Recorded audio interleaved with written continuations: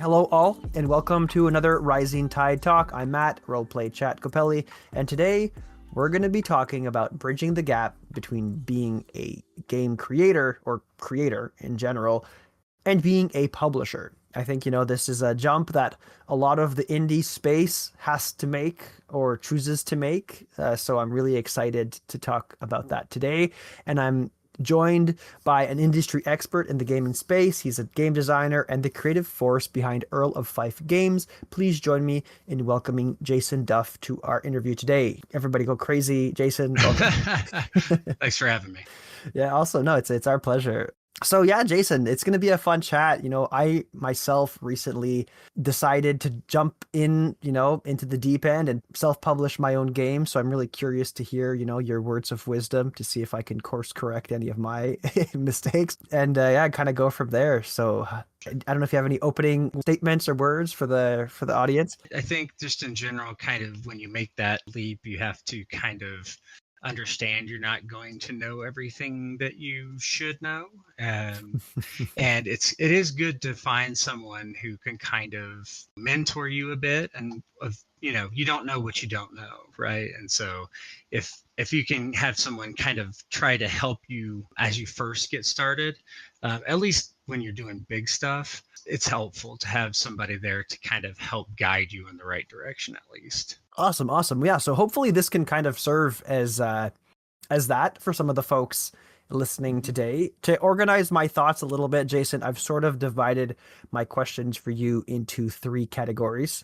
The first is just kind of foundational stuff, getting to know you and your thoughts on game publishing.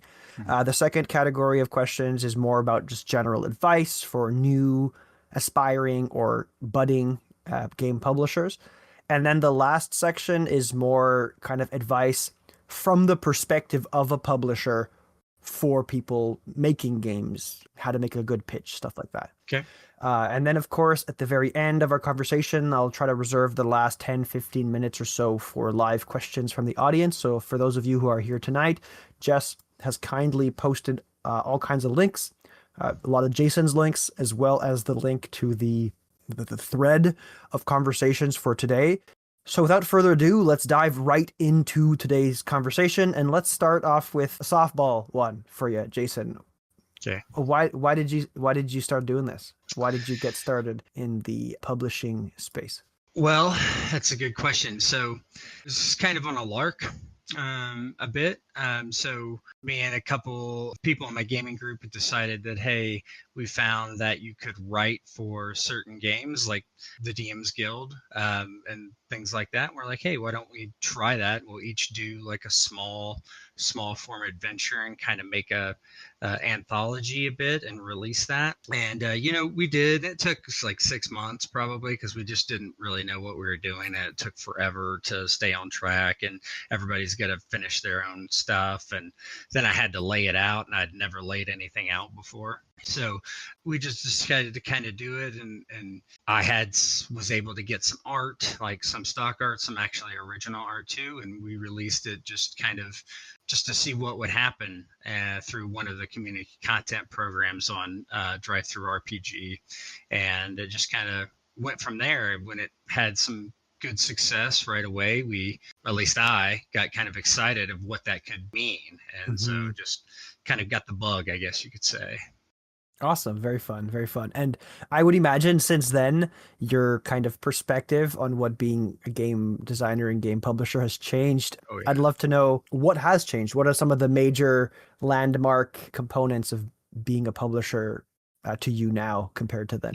Well, as I was mentioning earlier, you just don't know what you don't know. So we didn't really, at least I didn't really know what it meant to be a publisher. You know that, oh, you have to write this, and then you have to edit it, and you have to, lay it out in a program somehow so people can read it, and you can create a PDF or create, a physical copy of it. And how do you do those things? That stuff is kind of almost self-explanatory. You have to do those things, but it's all the stuff in between, right? You have to manage your budget. You have to manage other people sometimes. You have to manage your time.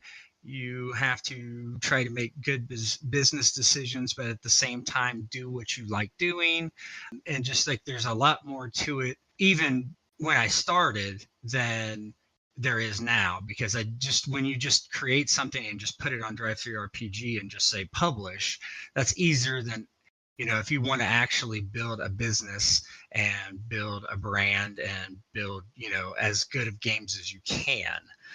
It does take a little bit more than just being able to be creative and just pushing the submit button and just letting it go. Mm-hmm. Yeah, and I would imagine too, there's some significant logistical hurdles you have to overcome between a digital only release of something and something that has a physical manifestation, a whole other degree of logistics. Yeah, it really depends on. There's so many different ways to skin that cat, right? You can Mm-hmm. do print on demand through Drive-Thru RPG, pretty easy, not that big a deal. But then when you start, you have that, and then you go all the way to offset printing in some, country. At least for me, that was like Lithuania is where I had my first offset print done, and so the logistics of that is intense, right? Not only, and it's not like, oh, I messed up, so I gotta order a new proof off Drive-Thru RPG for $12, right? No, it's you just paid them tens of thousands of dollars to print your book, and then it has to ship all the way from Lithuania to the United States and to Britain and maybe even someplace else. That you really have to know, what you're doing, and hopefully not make a mistake. So it's a big difference. Yeah, absolutely, absolutely. I wanted to kind of ask you a question about your thoughts now on the direction the gaming industry might be taking or the publishing space for games is taking. Are there specific design choices or game trends that you're noticing that you think are a lot of fun, or vice versa? Is there a direction that it's taking that maybe you think if you were in the driver's seat, you could course correct and push it in a different way? Well, I mean, I'll never, tell a person what kind of game to like. That's always very individual. So I don't think I would ever say, hey, I want the industry to go this way rather than this way, right? Yes, yes, of course. For you personally. Right. For me personally, I'm sure that, people do have their preference, but I think that for the most part, there's so many different ways to play and types of games to play, either system setting, whatever it might be, that there's kind of room for everything. So anyway, I think that what we see today is, of course, I think the growing trend of rules light narrative games seems to be very popular. And you can see that also, of course, solo gaming has become more popular, and that Hmm. might be a direct result from COVID. Just you know to match what the publisher provides and what the customer wants, right? And they finally found each other, right? Whereas before, maybe a publisher wouldn't even consider a solo mode Hmm. to their game, or just a solo game. They just wouldn't even think that that would be viable. But those customers were out there, and they just didn't meet. So, but now you have that. I think you're seeing, obviously, OSR has grown as well, and in various different retro clones of even different systems, not just D20 based retro clones. So I think you see those, and then you're always going to have your more traditional games, such as Yeah. D&D or Pathfinder or whatever. But I think you're really seeing really a more of an exploratory trend of different types of games going out in different directions. Really, that's kind of making the D&D space not the only thing that's like mainstream, right? I guess is how I would say it. Yeah, yeah, yeah. I find it quite exciting. I think Wizards of the Coast maybe in some way or another instigated this upon themselves with a handful of interesting choices and some scandalous choices over the course of the past few years. But no, it is exciting to see that there's so many types of games out there, and that the zeitgeist is slowly breaking into different some of the bigger pillars. Definitely. Yeah, for me personally, it was like, oh, I didn't really care. I don't play D&D like at all.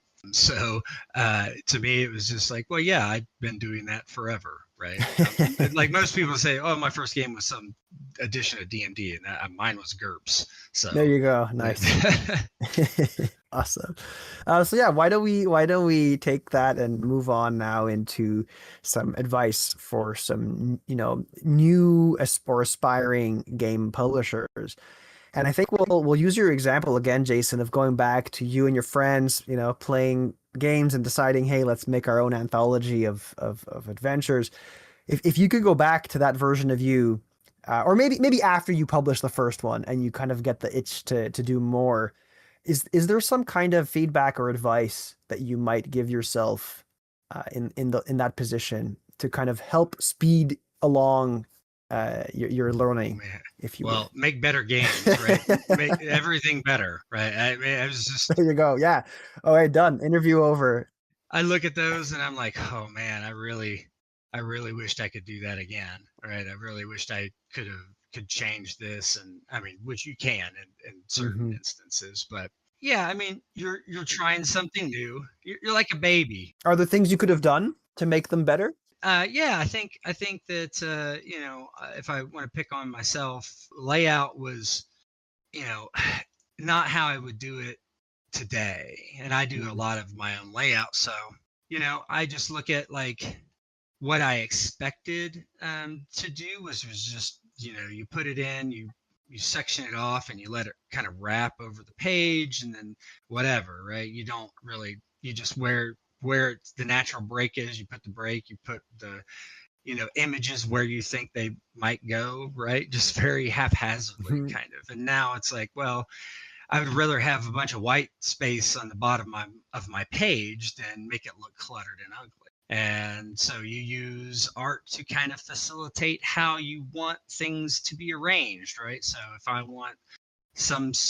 don't want anything to like a section to page roll, and so I need to add art in certain areas that will facilitate how I want to look uh, the pages to look after it, and Mhm. just kind of understanding how to kind of manipulate that sort of stuff. Whereas before I had no even concept that was something Interesting. Yeah. I think understanding writing styles and certain types of things that you're writing. Are you writing too verbosely, purple? Are you writing very tersely when you shouldn't? When should you write tersely? When should you do these things, right? Am I writing an adventure? Am I writing a rule book? Am I writing a setting? It's all kind of different. So just kind of understanding that a little better as I went forward would be good. So just to make things a little better every time, I think. Yeah. Yeah. So those are some very specific things from the beginning.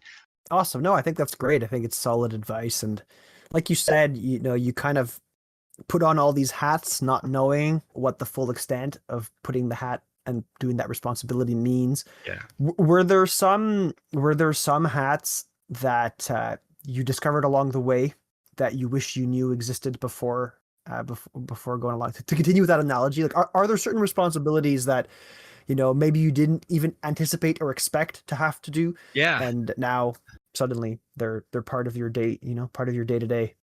So I'll start with, I think that I didn't realize how much of the business side there actually Mm. was versus, you're a creative, you can kind of envision those things because that's what you want to do, but you don't envision having to deal with taxes and, business accounts and all that sort of stuff, which does take a lot of your time. And then, you're going to have to do that, but you just don't really realize how detailed it needs to be, or how much you'll need to do. Yeah. So the scope is a little larger than you think it is. As far as the other things that you might not consider at all, and the big one is marketing. And I don't know of a person, maybe it's a stereotype, but I don't know of anybody who says, if they're a tabletop indie publisher that says, I love marketing, Yeah, right? Or I'm very good at that, right? I don't think that I've never met exists. them either. It's a tough thing, and this is a niche hobby anyway. And so you just have to, you have to get lucky, really good, or both. And there's just so many different ways to try to market your game, and who knows what is correct. If somebody knows, please tell me. I've tried a lot of different avenues to, different levels of success. So that's one that you really would never even consider, I don't think. Mhm. And that one's a real drag, right? Depending on how, you work, if you work completely solo, maybe this is not something that you're necessarily going to see. But as you get bigger, at least I did, I had to bring in freelancers to do certain things. Art is the obvious one, but managing freelancers, in different ways. Yeah. Understanding, what's their worth, as from a business perspective, how much can I pay these people to be fair and also to protect myself, because I mean, it is a business, right? You are doing it for money. And so you just have to kind of find that balance with your freelancers, but to treat them right, absolutely 100%. And at the same time, be able to protect your own business. So. Yeah, yeah, yeah. And actually, that brushes up on a question that we got from Christopher, Nat One Advice, posted in the chat, mentioning, given the fact that indie TTRPG publishers or small publishers in general in the space tend to have to wear a lot of these hats and take on a lot of these responsibilities. Do you have kind of a strategy that you subscribe to when it comes to sort of deciding or drawing the line between something that you should be doing as the publisher versus something that would be best delegated out to a freelancer or kind of hired out? Yeah, I mean, art's obvious. I can't draw a stick figure hardly, so I mean that's clear. But like I say, I do a lot of my own layout, but not always. And how do I decide? And I do my own graphic design, right? So I'll have an Hmm. idea. If I need assets, I'll have an artist do the assets, but I kind of do my own graphic design in my games. And so to me, I think if I think that it is not imperative that I do it myself to be successful, I will try to find somebody to do that for me. For instance, I have had some books laid out by others for me, and books that I didn't really have a strong opinion of what the graphic design should look like, or I didn't think that my ideas were good enough Mm. to really be a value add. So in that case, depending on if I have the budget for it for that project, that I would hire out a layout artist and a graphic designer. I see. Yeah, I mean, editing is something I do kind of sparingly. To other people that give it to me, I will edit their stuff, but my own stuff, I like to have other people look at it, because it's hard to see your own, imperfections, if you will, 100%. or Yeah. or just or whatever it might be that needs to be edited. So I like to, give that off to someone and let them look at it. And I might not even agree with all their edits, and that's fine. But just having somebody make you think about it always works for me. So those are two big ones, I think. And just the writing in general. So I don't do all of the writing. I do probably 50% of our writing, I would say. I do all our rules development, but actually like adventure writing and setting writing, I only probably do half of it. And that's partially because I just need this to get done in the next 10 Hmm. years, right? Sort of thing. And, other people have different perspectives and ideas, and it's good to get those into your games, and you can kind of bounce those things around and off each other. And I think you come up with something better if you work in at least a small group setting. So, Yeah, yeah, I like that. And you said something that I really like too, Jason, about how, it kind of depends on the things that you're good at. If you're a fantastic artist Well, maybe you don't need to hire out all the art. You can do some of it yourself. Or if you have a lot of experience doing editing, maybe you can edit yourself. I mean, editing yourself is kind of a weird one, but Yeah. I like to think of it from that perspective too. Is like, what is my expertise? What am I good at, and what can I bring to the table? And what are the things that maybe I need an outside opinion on? Things like cultural consultants or Sure. consultants for the usability of a text, things like this. Like that's not something that Right. Yeah. I don't have any expertise in that. So you get somebody to do that. And then you talked about budget. I think, we can't shy away from the fact that we're all small creators in this space, and sometimes it's just not in the cards to pay somebody for art direction Yeah. on your project. So Right. Yeah. kind of. There's no way. Right. I mean, if you look at a large publisher and you see how many different things there are that they have, like people that do all these things that you just consider, oh well, I laid it out. That's also art direction. It kind of all goes in the same bag, Mhm. for the most part. Or maybe it doesn't, but I'm still going to do that because I can't imagine being able to pay someone to do that, unfortunately. Yeah, yeah, yeah, exactly. Okay, cool. So that, yeah, I hope that answers your question, Christopher, or Nat one advice. If you have follow-ups, don't hesitate to let us know. But I think that was a pretty comprehensive answer. Thanks, Jason, for that. Going back to kind of the roles and responsibilities of a publisher, are there certain day-to-day realities that you kind of have to overcome, or not overcome, that you were responsible for as a publisher, that you kind of wish more people knew about? We talked a little bit about marketing as something that a lot of folks dread. I don't know if there's other things, kind of in your checklist of things to do that don't get a lot of glory and recognition.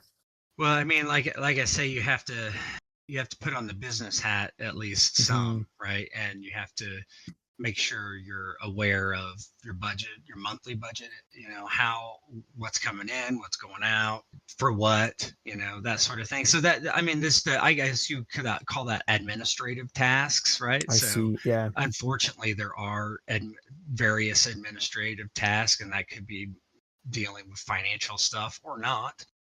Any answering emails.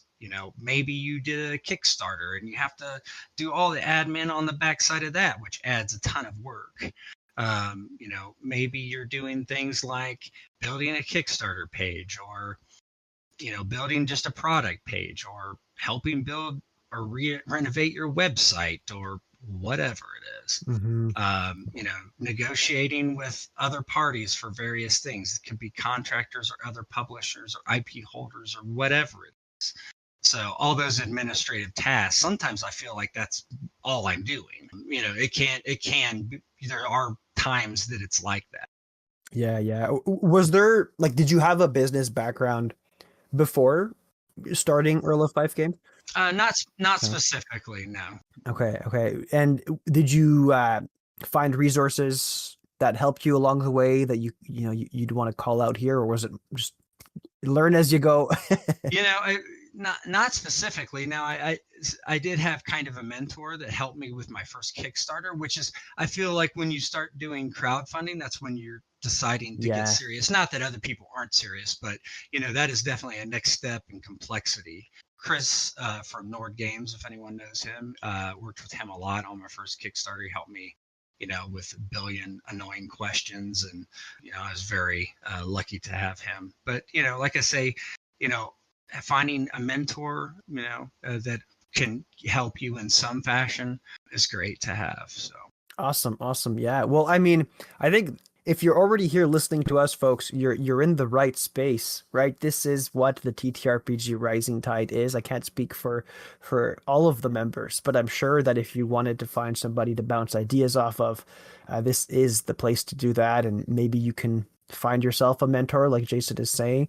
I know that we have goals meetings that take place 3 or 4 times a week, where folks, jump on, talk about their objectives for their projects.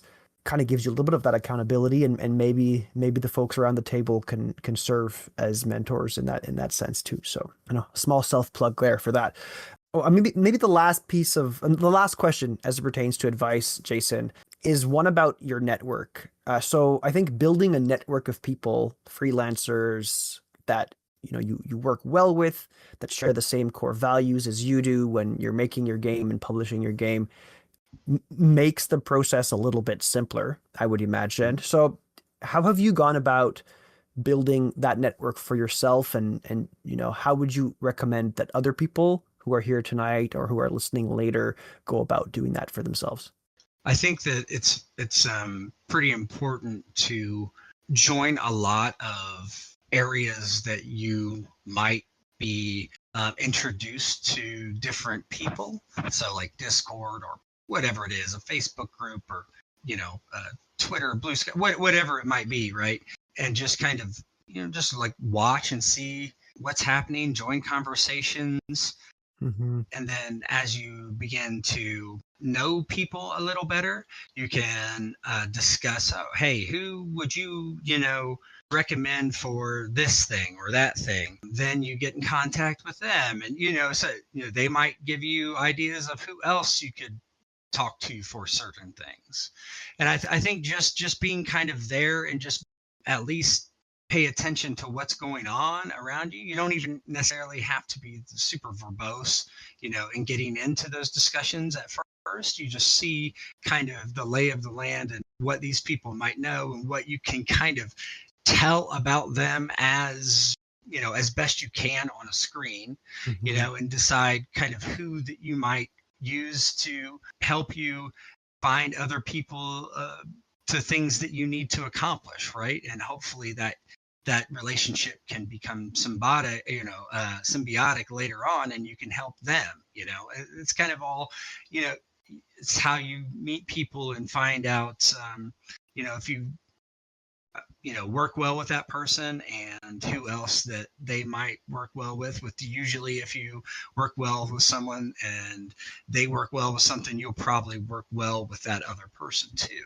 So yeah, it's a good way to find people. Yeah, yeah. No, I agree. I think, Discord servers like this one, social media, in-person events Sure. Yeah. really help build up community. Or it's kind of funny how you don't realize how many folks are inside a specific community in your own geographic location until you start asking some of those questions. It's surprising how many folks are in the TTRPG space in your Mhm. own hometown or in the surrounding area. So sometimes geographic location plays a role. I mean, it has for me. It's helpful to get somebody close by. You go out for dinner, you buy them some food. You say, hey, what'd you think of my game? Can you help me edit it or whatever? And sometimes you start small in those little interactions and then and Mhm. then build outward from that. Definitely. For sure. Yeah, yeah, yeah. Awesome, awesome. So now let's go on to the last kind of pillar of our conversation, and this is some advice for game designers from the perspective of yourself as a game publisher. And maybe I'll start with the most straightforward question and then see where the conversation takes us. What experience do you have, Jason, in being pitched a game by somebody? And if you have experience in that space, what do you consider to be a good pitch? How would you recommend somebody pitch a game to you for the idea of So publishing? yeah, it's interesting you bring that up because I just published someone else's game for the first time earlier this year. So Okay, there you go. I think that I want to know what makes it different, right? I think that's I don't really care what the topic is necessarily. I don't care what kind of game it is. If you're talking about like narrative or traditional or whatever, I just want to know what makes it different. Why do you like it? Hmm. Why do you think it's interesting? I want to hear the designer. I want to hear them be very enthusiastic about it. I want them to tell it to me like they're telling, you know, their favorite story to someone. I want them to be enthusiastic. I want them, to convince me that I would be interested in playing that game. And so I think that's the first thing I want to see. I want to see that this person is, as excited for the game as anyone else, right? Yeah, that makes sense. That makes sense. And like you're saying, sell the things that make it its own Yeah. specific product. Yeah, no, that makes a lot of sense.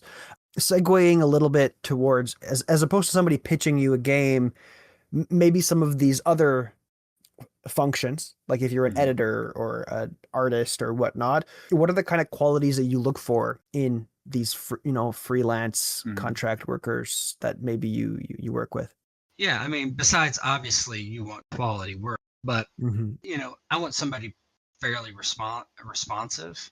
If I ask them a question or send them an email or whatever, I don't typically want to wait, more than 48 hours. It depends, life is life, but if it's always super, super delayed, that's not ideal Hmm. Hmm. because I could be waiting for something for them. And so if I'm waiting for them, that's slowing me down. Definitely. Yeah. Yeah. You want someone responsive, somebody, for me, somebody who's punctual. And of course, life happens, emergencies happen, things like that are, you know, they're unavoidable.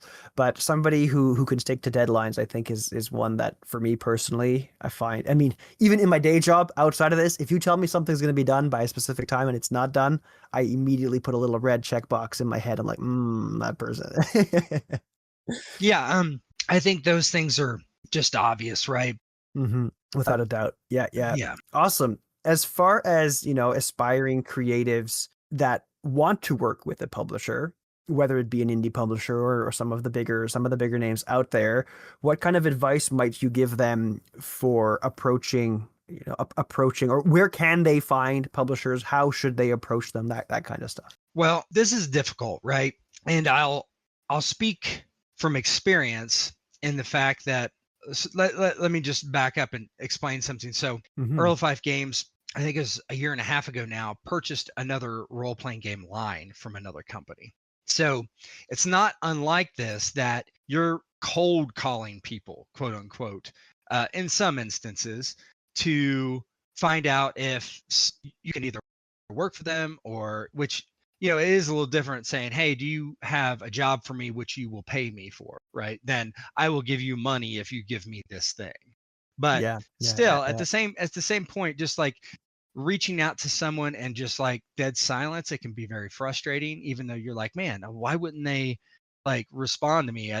There's no reason not to. Wouldn't you want to know how much money I want to give you for this thing you haven't published for 10 years? I mean, things like that, right?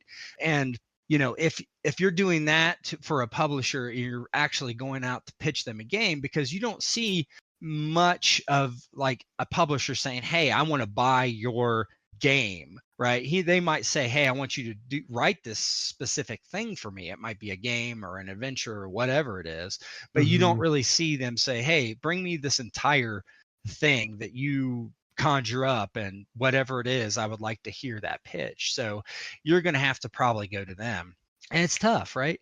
It depends on who you're working with. I couldn't even begin to tell you how to approach somebody like Wizards of the Coast, right? I just, that wouldn't be Of possible. course, yeah. But if it's a mid-size, and when I say mid-size, you're talking about like 10 people maybe work there. You could definitely get in touch with someone and have them at least read your email and say, yes, I'm interested in that, or no, I'm not. So I would say for any company that you think it's feasible that you can actually reach, and even if not, it really doesn't hurt just to reach out with all means of communication. You don't want to. I would not suggest bombarding people and companies Hmm. like from every angle right away, right? It's like, okay, send the email. Okay, no response. Okay, social media, no response. Okay, Discord, whatever it is, whatever, however, whatever the list is, whichever you do first, that doesn't really matter. Just try, and then maybe you'll get somebody to respond. And if you do, I mean, there might be the right person to pitch your game to, because they're the ones that are interested. You want the publisher to be interested in you, and that Hmm. I, as a publisher, I'm sure most publishers want you to be interested in it too. So we're both invested, right? So I think that's what you want to see. Even if you send your game to 100 publishers and one responds, that one is probably the one want, because they want to engage with you and they're interested like you are. Yeah, no, that's a really good point. The person that answers you is the person who's the most invested. Yes. Definitely. Yeah, no, I agree with that without a doubt. And I think there's something to be said about taking that leap. I think a lot of the times folks feel a little bit nervous or unsure of kind of doing that cold call, cold email. Yeah. But you just kind of have to. swallow the nerves a little bit.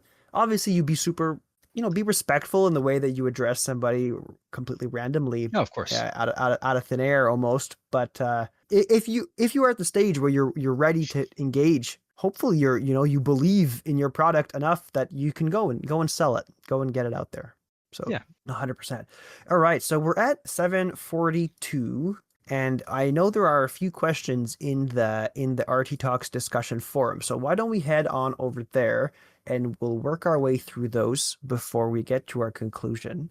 We have a few more from Christopher at Nat One Advice. So we'll go through some of Christopher's questions here. One is, have you had a project you loved, but you had to decline or shelve as a business decision? Has that ever happened to you, Jason? And if so, Yeah. how did you make that call? Well, that's a good question. I would say not really. I think I mean, I have had a failed Kickstarter. So if you do consider that, then yeah, maybe, right? But it was not something that was like, oh man, that project was going to just like put me over the edge. It's something I really wanted to do and all that sort of stuff, right? It was more like a necessity.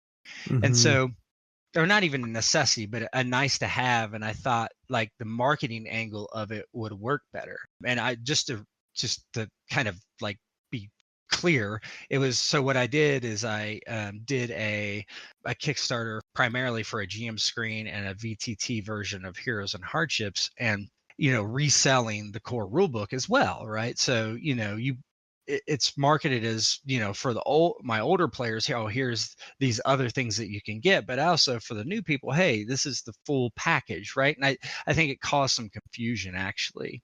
And so it did, and just like my marketing team bombed, I will say. But so yeah, I mean, you have things like that you have to kind of swallow and understand that, yeah, that wasn't maybe the best idea, and kind of try to learn from that. But as far as like something I had and I had written it and I was in production or semi-production and just decided as a business decision that I did not want to do it, no, not really. I pretty much make the games I want.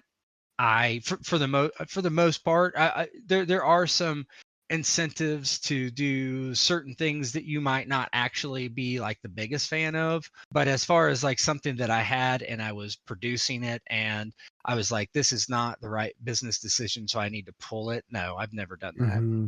Okay. Then Christopher had another question saying, what do you consider the key differences between being a publisher and being a creator? I mean, I think we talked a lot about some of those administrative Yeah. things. I'm not sure if you had other things to add to that. So you can decide, right? Am I going to do this strict money, or am I going to do this because I want to do it and I'm going to make some money?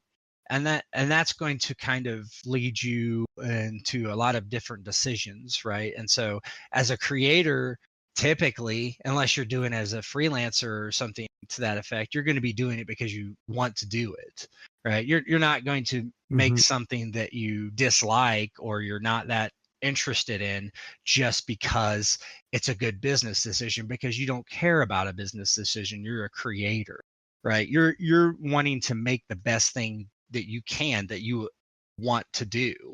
And so as a publisher, you're not necessarily always thinking that way. So, but I do mostly tend to fall on that creative side, as I do more of what I want to do and less of what I probably could do to be more successful and make more money. And so as a publisher, you really kind of do have to make those decisions though. And so whatever that decision is for you. So that's a big difference. You're looking at it from two different angles. And I mean, as a publisher, that there's a monetary factor to everything. So you can't just you don't want to lose money, right? So whereas a creator, you just make this thing, it's really not a consideration. You're just trying to do the best thing you can do. Yeah, yeah. And you said something there, Jason, that I think was really interesting that I wanted to develop a little more. You mentioned how depending on the project, you might lean one way more than the other. And I think that is actually really solid advice that we can take across the board here, right? Like if you have a specific project, but you're not sure the project's going to make a whole lot of money, but you want to use it as an opportunity to get to know a lot of other creators and bring on board a bunch of people and work together and project manage something for the sake of working with a bunch of people. If you're super upfront with them and say, hey, I've got this project, it's an opportunity for us to work together. We're all kind of on the, everyone's on the same page about maybe this won't make a whole lot of money, but we'll all get the opportunity to work together on something. That's one way that you could tackle a project. And then similarly, like you're saying, Jason, you got to pay rent. and this is, you got to make certain decisions to, as the publisher, absorb some of the functions that maybe you wouldn't have otherwise wanted to do, but you kind of have to, because otherwise the project's not going to make it to the finish line. Then depending on, and those are kind of two extremes here that I'm presenting, but there's different steps along the ladder along the way. Yeah. Awesome. So we have a couple other questions. One, Christopher, I know you have a few more, but I'm going to jump to a question from Regular Legs just to get a different voice in here. And then if we have time, we'll come back. The question from Regular Legs is, are there creative elements that you deliberately reserve for yourself because you want to? Yes. Yeah, for sure. Typically so my idea for my company is that I wanted to create this system, which I did, and build different settings, different campaigns, and all that sort of thing for that system, and kind of just branch out from this, for those who know, like GURPS or Savage Worlds or something, being kind of the nucleus of that and just spread out into all these different things. And so I am the one who comes up like, okay, we're going to do this setting, we're going to do this adventure, we're going to do this, we're going to do that. And now I might not be like the driving force of that adventure or setting or whatever, but I take very seriously what we're going to do, and because I have to be really interested in it, I want that to reflect well on us of what we're doing, right? As far as, I want this setting that's about, I don't know, well, dwarves. I have a setting that's 100% dwarves basically, and so that was something that I envisioned that would be different and something that I didn't really see a lot of or at all, and then add in the tropes of fantasy and some dwarven tropes and whatever. So cool. Yeah, very cool. Yeah, sometimes inspiration strikes in a strange way, and the creative juices start flowing, and you just kind of want to be the one leading that charge. I totally get that. And I think honestly, a lot of people who make that jump into becoming a publisher, it's usually from a position of, that kind of passion. You have a project that you really like, you want to see it to the end, so you take on all these responsibilities that, absolutely, you're maybe not great at or you didn't know existed, and it's all for the sake of being able to create the thing. You're making $1 an hour for all your hours worked, right? I mean, it's just exactly, if that. Yeah, awesome. And I think there was one other question from Christopher. I keep going away from that page. I should leave it there. What's your favorite role, Jason, in Earl of Fife games? Oh my goodness, probably like that creative director role, as I was mentioning, and so I want us to do this thing because of these reasons, right? Obviously, I have to think of it as like, from a business perspective as well.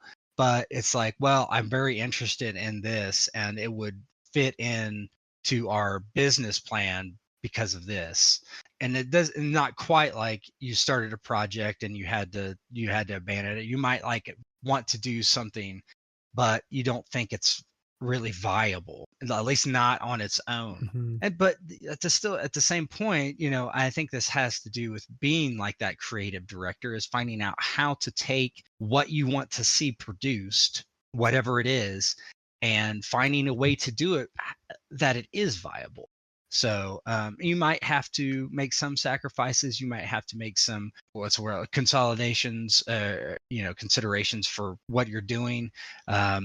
Maybe it's not exactly what you're thinking that you wanted to do exactly at the beginning, but you're able to kind of at least keep a lot of that and still put it into something to produce. So yeah, some sort of compromises sometimes have to happen. Compromise. There you go.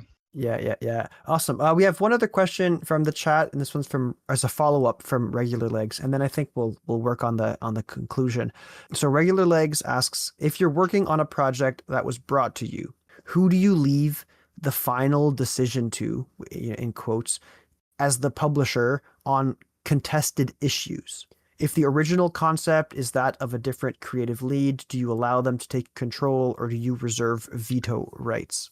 And I mean, I suppose this is can be complicated depending on the circumstances, but Right. It really does depend on what it is. I can't let a creative that has come to me with an idea and, whatever it is, a project, and dictate how I'm going to financially support whatever. So it's not, mhm, that is absolutely not something that you can hand over.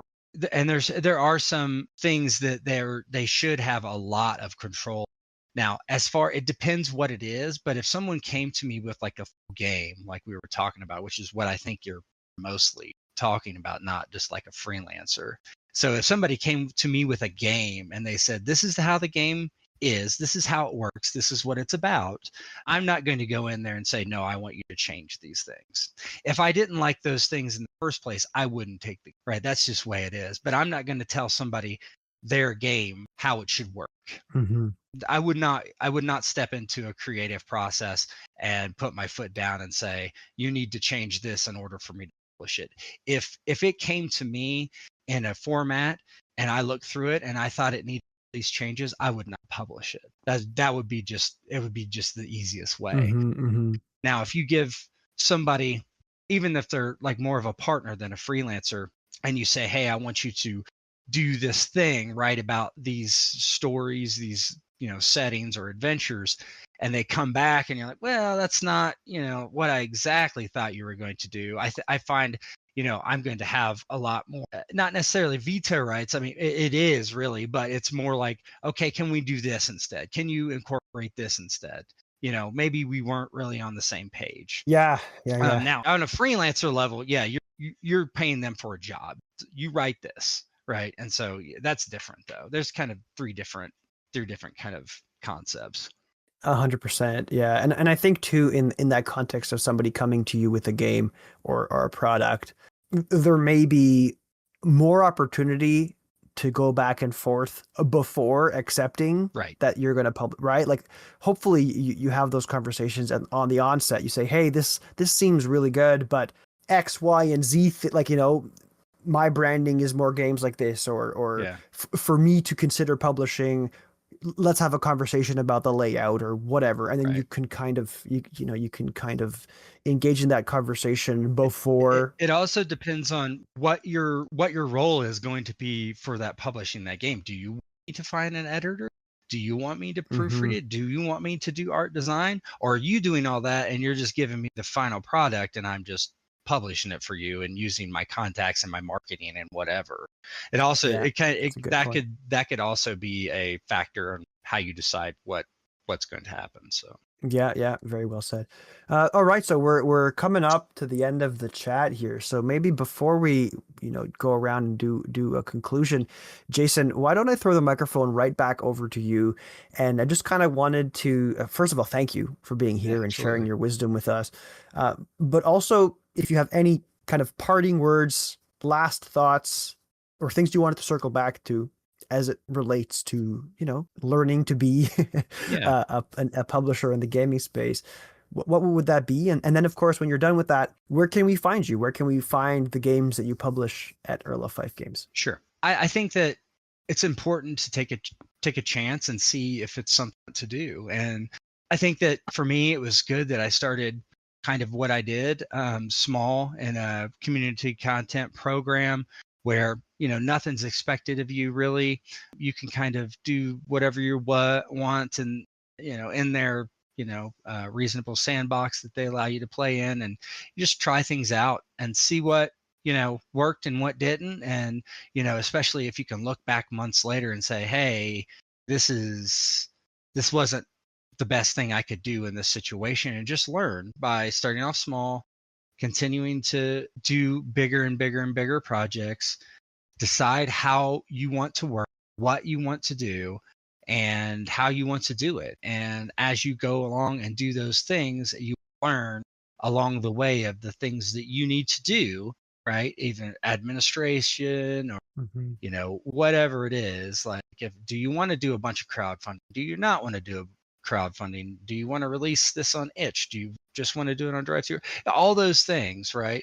You're going to learn kind of what you want to do as you go. You might have an idea when you start. Yes, I think this is what I want to do. But as you go, your mind is going to change about certain things, I guarantee. Now, maybe it's not, the heart of what you wanted to publish, but you're going to learn things as you go that's going to make you make other decisions. And the only way you can get there is by experiencing. So just get out there and just start trying some stuff. Start small, so there's little stakes, and just see what you learn and go from there. Yeah, great advice. No better way than to try That's right. and learn from it and Absolutely. document the things that you're doing so that Yep. if you create an account for this or that and it worked well. Read your old Then games or writing or whatever once a year. I suggest that. It gives you a good perspective of, hey, I don't like how I did that. Did I do that in this game? And then I think it helps. Definitely. Very, very good advice. Awesome. And if folks wanted to find you on the internet, Jason, or find Earl of Fife Games, where can they do that? You can go to our website at fifegames.com. It's going through a facelift, which will come out later, but you can find me there. My email is info@fifegames.com. You can on TTRPG, just earloffifegames.com. You can search. I'm on Kickstarter. So if you search for us there, you probably will find my profile and you can follow me there. So on Discord here, just look for Jason at earloffife.com, or I'm sorry, at Earl of Fife Games. And if anybody has any questions for me, I'm happy to answer. Yeah, just shoot me a DM or whatever. Awesome. Thanks, Jason. And yeah, Jess has all those links posted here in the Discord chat if folks want to go check it out. And if you're listening, post recording, it'll be linked in the description of the video or podcast or whatnot. So thanks again, Jason, for being here to talk to us about publishing. And I highly recommend that everybody go take a look at Jason's work and give him a follow on your social media platform of choice. And while you're at it, can you please also follow us, the TTRPG Rising Tide? We are on most of the social media platforms these days, and I think Blue Sky is the one that we're the most active on. And if you can also spread the good word of this amazing Discord community to all of your friends and other TTRPG creatives, the more of us that there are, the more powerful we will be, and the more we can help one another. So I've been Matt at roll_play_chat on all socials, and this has been another RT Talks. Join us live in our Discord server community next month for another event taking place. We have yet to decide what that topic will be, but we'll keep you posted through the Discord server and on socials. Thanks again, Jason, for being here. It's been a pleasure. Thank you. And remember, folks, a rising tide lifts all boats. See you next time.